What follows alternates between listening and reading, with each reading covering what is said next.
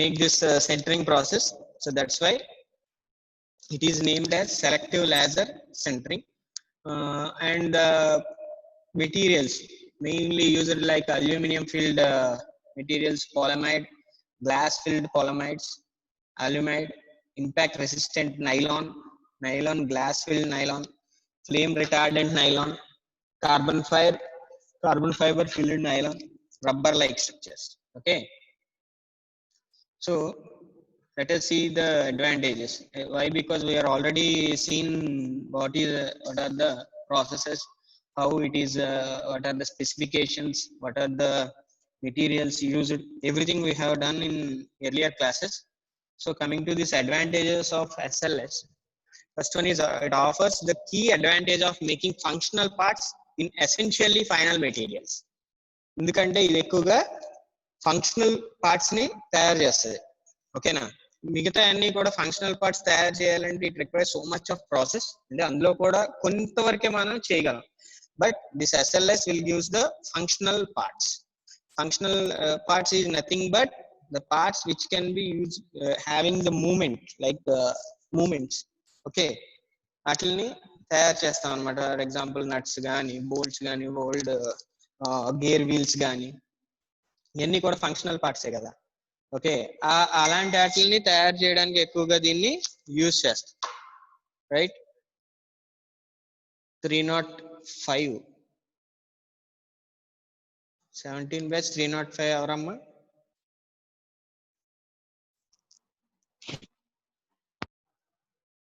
Raviteja. Vijayawada Raviteja sir, Vijayawada Raviteja.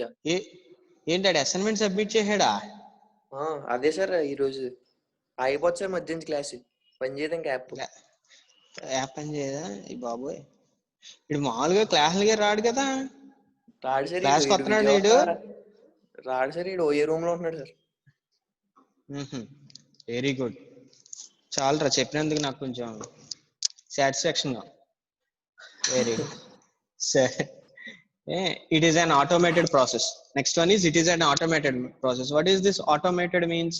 So general ga migitha process lanni kuda skilled labor illandarni daggara petti, I mean observation is very much important in those things, but it is manufactured automatically. అంటే దానికి దీనికి main difference వచ్చేటప్పటికి అక్కడ కొంచెం skilled labour observation ఎక్కువ ఉండాలి. ఇక్కడికి వచ్చేటప్పటికి ఎటువంటి సపోర్ట్ స్ట్రక్చర్స్ అవి ఉండకపోవడం వలన మనం ఏం సపోర్ట్ స్ట్రక్చర్స్ ఏమో, the powder itself acts as a support structure. So andukani it will goes on automatically. Next, the method has extended to provide direct fabrication of metals and ceramic objects and tools.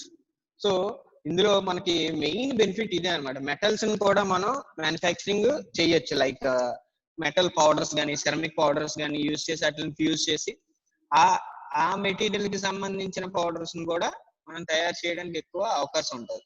Next, SLS are fast, economical, durable. Okay, general గా SLS fast గా ఉంటుంది, economical గా means it requires, ఇందులో waste అనేది ఏమి ఉండదు. ఎందుకంటే అన్క్యూర్డ్ material అంతా కూడా మళ్ళీ రీయూజ్ చేసుకుంటాం మనం. అన్క్యూర్డ్ మెటీరియల్ అంటే ఏంటి, మన ఈ లేజర్ పడినప్పుడు ఏదైతే పార్ట్ మనకు క్యూర్ అవుతుందో మిగతా పౌడర్ అంతా కూడా అన్క్యూర్డ్ పార్టే కాబట్టి దాన్ని మళ్ళీ మనం రీయూజ్ చేయొచ్చు. ఓకే, సో ఆ విధంగా మనం దీన్ని ఎకనామికల్ గా కూడా పనిచేస్తుంది. Limitations,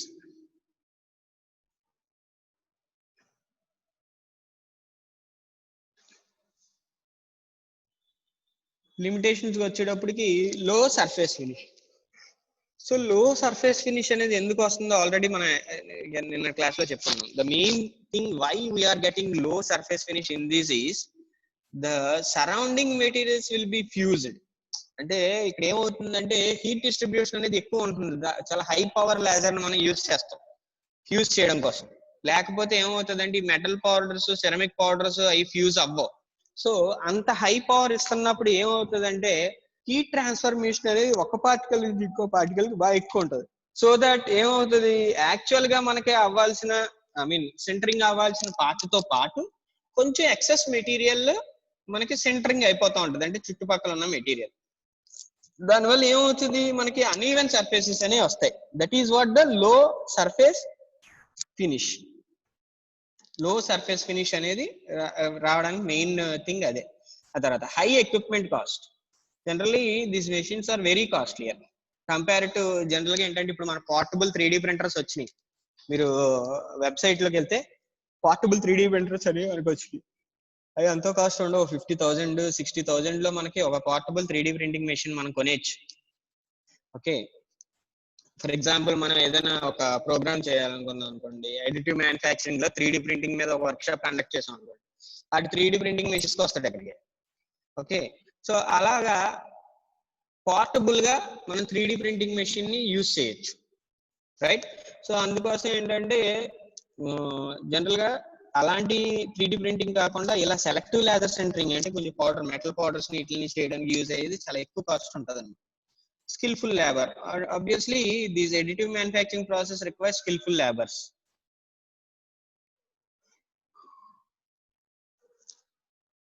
Applications. So first one is aerospace hardware. General ga aerospace hardware lo deentlo idi use chestaru. Like konni body parts of the aeroplane.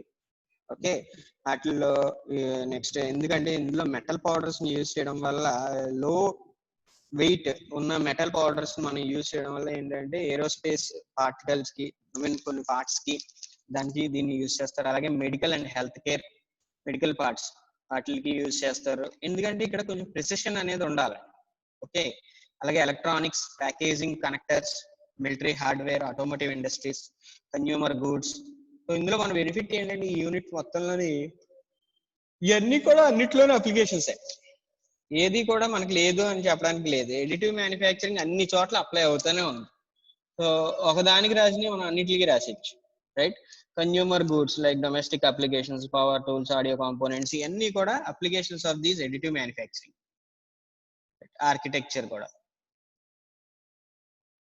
Architects, landscapes, office layouts, model buildings, furniture. చూడండి case study అనేది ఒకటి చూపిస్తాను. ఇందులో కొంతమంది try చేశారు రాయడానికి, కొంతమంది ఏం చేశారంటే ఓన్లీ దాని ప్రిన్సిపల్, వర్కింగ్ ప్రిన్సిపల్ ఇయే రాసేసి పంపేశారు. అలా కాదు, నేను ఏమంటున్నా అంటే కేస్ స్టడీ అంటే ఒక ప్రొడక్ట్ ఏదైనా ఒక రియల్ లైఫ్ లో జరిగే ప్రొడక్ట్ ఆ మెషిన్ యూజ్ చేసి. ఓకే, సో ఫర్ ఎగ్జాంపుల్ ఇక్కడ కేస్ స్టడీ 1 చూడండి, cranial implant manufactured with selective laser sintering. Okay, so ఇక్కడ ఏం చేశాడు, titanium is easy to manufacture the cranial implants, but the material and machining methods are highly expensive and time consuming. Titanium is relatively stiff compared to the bone, but one of the disadvantages of this material is this lead to long term issues with fit and compart in the skull. Okay, general ga entante manam cranial implant means ఏదైనా మన ఈ skull కి damage జరిగింది అనుకోండి, ఆ place లో ఈ material తో తయారు చేసినది పెడతాం. కానీ ఇదేంటంటే ఓకే బోన్ కంటే స్ట్రాంగ్ గా ఉన్నా కానీ it will not compress or అంటే లాంగ్ టర్మ్ లో ఏమవుతుంది అంటే దీనికి ఎటువంటి మార్పు ఉండకుండా అలాగే ఉండిపోతుంది. మన స్కల్ ఇవి మాత్రం కొంచెం ఈ అరుగుదలకి దానికి లోపల ఉన్న ఏదైనా ఇష్యూస్ వస్తూ ఉండొచ్చు. సో లాంగ్ టర్మ్ లో ఎక్కువ ప్రాబ్లం వస్తుంది, కానీ right now we can use these things. So titanium is used to manufacture the cranial implants, but the material and machining methods are highly expensive and time consuming. So generally titanium చాలా cost ఉంటుంది, cost ఎక్కువ ఉన్న materials లో titanium ఒకటి. Okay, and time consuming. Time ఎందుకు consume అవుతుందంటే titanium చాలా hardest material. Okay, దాన్ని కట్ చేయడం అనేది కొంచెం ఎక్కువ టైం తీసుకుంటుంది. ప్లస్ మనకి కావాల్సిన ఇర్రెగ్యులర్ షేప్స్, ఫర్ ఎగ్జాంపుల్ ఇక్కడ ఏమైనా క్రానియల్ ఇంప్లాంట్ అంటే మన స్కల్కి సంబంధించింది అనుకోండి, ఎగ్జాక్ట్ గా ఆ షేప్ లోనే కట్ చేయాలి. ఓకే, సో అలా కట్ చేయడం అనేది ఇంపాసిబుల్ కాబట్టి మనం ఈ SLS selective laser sintering process ని యూజ్ చేస్తారు. ఓకే,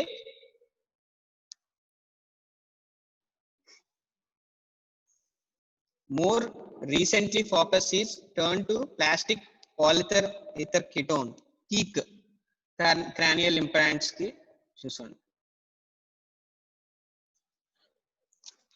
చూసారా, ఇది అంటే మన స్కల్ లో ఎక్కడైనా చిన్న డ్యామేజ్ అది ఆ పార్ట్ ని రిమూవ్ చేసి ఏదైనా యాక్సిడెంట్ అయితే ఆ ప్లేస్ లో ఈ పార్ట్ ని పెడతాను అనమాట.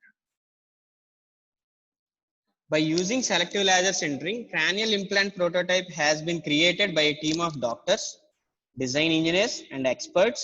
Material testing group, so which results in better fit, less time taken in surgery, provide a great comfort to the patient. So general ga any benefits anamata, correct ga fit avadam, less time teesukodam, provide great comfort to the patient. Second case study, laser centered injection molds. Okay, so ఇందులో injection moulds అంటే మీకు తెలుసు కదండి, మనకి general గా మనకి blow mould, injection moulding ఉంటాయి. So injection moulding లో ఏంటంటే మెటీరియల్ ని మనం ఫోర్స్ ద్వారా పంపుతాం ఒక డైలోకి, ఆ డై షేప్ కి ఇది క్రియేట్ అవుతుంది. Okay, that is what the injection moulding. So injection mould లో యూజ్ చేసే ఈ మోల్డ్ క్యావిటీస్ ఉంటాయి కదా, వాటిని ఈ లేజర్ సెంటర్డ్ ఇంజెక్షన్ మోల్డ్స్ తయారు చేస్తారు. So rapid manufacturing is a new trend in mould making. Several techniques are used to shorten the production cycle of mould making. Main focus for the presented research were material addition process such as selective laser sintering. So general గా mould making లో వీటిల్లో మనం మొన్నటిదాకా ఏం చేసేవాళ్ళం అంటే ఈ సబ్స్ట్రాక్టివ్ machining అనేది చేస్తాం. Okay, subtractive machining is nothing but using this conventional or CNC machines ఇవన్నీ యూజ్ చేసి ఒక బల్క్ మెటీరియల్ తీసుకొని దాని నుంచి అన్వాంటెడ్ మెటీరియల్ రిమూవ్ చేయడం. కానీ ఇప్పుడు ఏం చేస్తున్నారంటే material addition process, like additive manufacturing. Material ని యాడ్ చేసుకుంటా మనకు కావాల్సిన షేప్ లో మౌల్డ్స్ ని తయారు చేయొచ్చు. It is what direct tooling అంటారు దీన్ని. మనకి నెక్స్ట్ వచ్చే యూనిట్స్ లో ర్యాపిడ్ టూలింగ్స్ లో డైరెక్ట్ టూలింగ్, ఇండైరెక్ట్ టూలింగ్ అని ఉన్నాయి, వాటిలో ఎక్కువగా ఇవి కనబడుతుంది. The moulds for this case are always based on an inserted core and cavity geometry.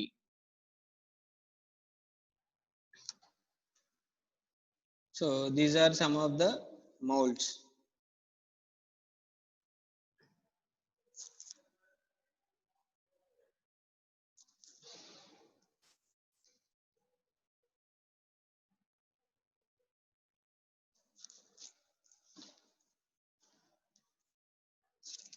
Right.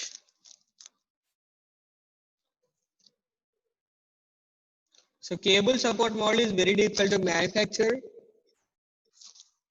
by other method. It is possible to make the molds with cavity. Inserts, depth, complexity are no limitations of selective laser sintering process. Smaller grain size of the powder brings a better accuracy and surface roughness. So ఇందులో general గా మనకి ఈ grain size అనేది కూడా important parameter. For example larger grain size ఉన్నాయనుకోండి, ఎక్కువ material unwanted material అంతా కూడా సెంటర్ అవుతూ ఉంటుంది ఆ చుట్టుపక్కల ఎడ్జెస్. అదే స్మాలర్ గ్రెయిన్ సైజ్ అనుకోండి, వెరీ స్మాల్ పార్టికల్స్ ఇన్సర్ట్ అవుతూ ఉంటాయి. సో దానివల్ల ఏమవుతుంది, సర్ఫేస్ స్మూత్నెస్ అనేది ఇంక్రీజ్ అవుతుంది. సో అందుకోసం అలాగే ఇందులో మామూలుగా ఈ కేబుల్ సపోర్ట్ మౌల్డ్ అనేది ముందు ఉంది కదా, చూడండి.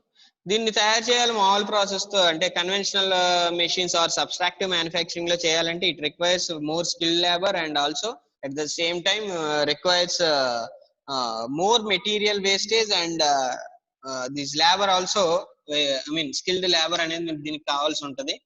సో దాని బదులు దీన్ని మనం ఒక జస్ట్ డిజైన్ చేసి ఓకే ఒక .stl ఫైల్లో మార్చేసి ఈ ర్యాపిడ్ టెక్నిక్ మెషిన్ SLS కి గనక మనం ఇంప్లిమెంట్ చేస్తే ఈజీగా మ్యానుఫ్యాక్చరింగ్ చేయొచ్చు. Why? Because it is a layer by layer manufacturing process. So conclusion కి వచ్చేటప్పటికి selective laser sintering provides exact representation of your complex designs in just days. So main దానికి దీనికి డిఫరెన్స్ వచ్చేటప్పటికి ఇదే అనమాట, ప్రొడక్షన్ రేట్ ఎక్కువ ఉంటుంది దీంట్లో. ఫర్ ఎగ్జాంపుల్ అది 1 month లో మీకు తయారవ్వాల్సిన ప్రొడక్ట్ ఇక్కడికి వచ్చేటప్పటికి జస్ట్ 1 weeks లో, just 1 week, less than 1 week లోనే మ్యానుఫ్యాక్చరింగ్ అనేది అయిపోతుంది. సో దాన్ని బట్టి మనకి ఎంత టైం సేవ్ అయింది. ఓకే, సో ఏంటంటే మనం ఏదైనా ఒక డిజైన్, కొత్త మోడల్, న్యూ మోడల్ ఇవన్నీ కూడా మన మార్కెట్ రావాలంటే దాని మీద చాలా అనాలిసిస్ చేయాలి. It requires more time to study that design, and it should pass all the tests. So అందుకోసం ఓన్లీ ప్రోటోటైప్ తయారు చేయడానికే మనం ఎక్కువ టైం తీసుకుంటే తర్వాత యాక్చువల్ మ్యానుఫ్యాక్చరింగ్ ఇంకా చాలా టైం పడుతుంది. So to reduce all those things,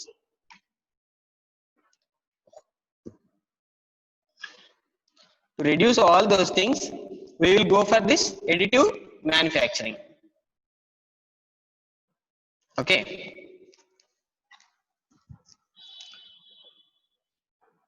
Right. So ఇది మనకి సెలెక్టివ్ లేజర్ సెంటరింగ్ గురించి.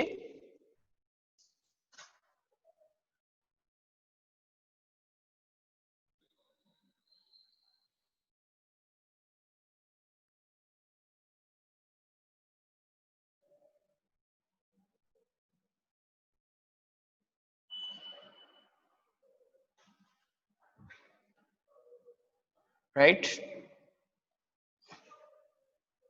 ఏ సెక్షన్స్ హియర్ వచ్చాడా?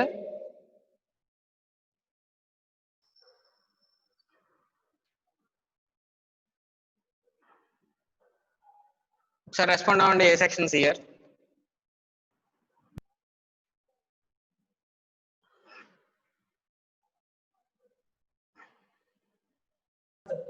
చెప్పండి సార్.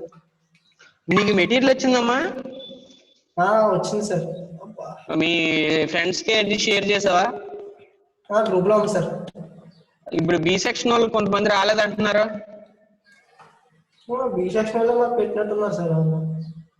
అదేలే, వాళ్ళకి కొంతమందికి రాలేదంటున్నారు. ఎవరికైతే రాలేదో వాళ్ళకి వాళ్ళు కొంచెం ఈ ఏ సెక్షన్ సిఆర్ ని కాంటాక్ట్ చేయండి, లేదా శివగండి అయినా కాంటాక్ట్ చేయండి, మీకు మెటీరియల్ వస్తుంది. నువ్వు సబ్మిట్ చేస్తావా చందు? సార్ ఫోన్ రిపేర్ ఇచ్చాను సార్, సబ్మిట్ చేస్తాను. ఓకే. అండ్ ఈ ఎస్ఎల్ఎస్ ప్రాసెస్ అందరికీ అర్థమైందని అనుకుంటున్నాను. ఇంకేమైనా డౌట్స్ ఉన్నాయి ఇందులో ఎస్ఎల్ఎస్ లో?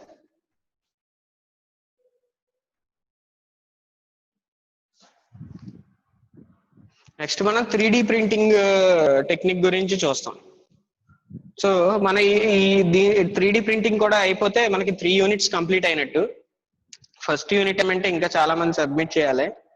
సో అది అయిపోతే